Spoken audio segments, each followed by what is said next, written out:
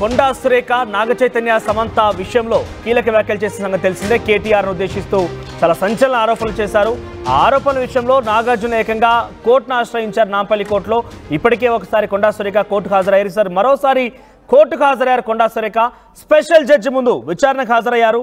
తమ కుటుంబంపై అనుచిత వ్యాఖ్యలు చేశారంటూ నాగార్జున ఇచ్చిన పిటిషన్ పైన నాగార్జున పరువు నష్టం దావా వేసినటువంటి అంశం పైన కొండా సురేఖ మరోసారి ఈరోజు స్పెషల్ జడ్జి ముందు హాజరయ్యారు.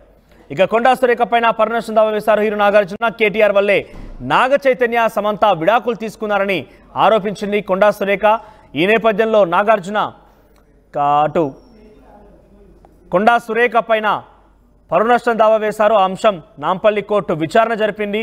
గతంలో అటు ఎవిడెన్స్గా ఉన్నటువంటి వ్యక్తుల్ని కూడా ప్రూఫ్గా ఉన్న వ్యక్తుల్ని కూడా విచారించింది. వ్యక్తిగతంగా వారు విచారణకు హాజరై సమాధానం చెప్పారు.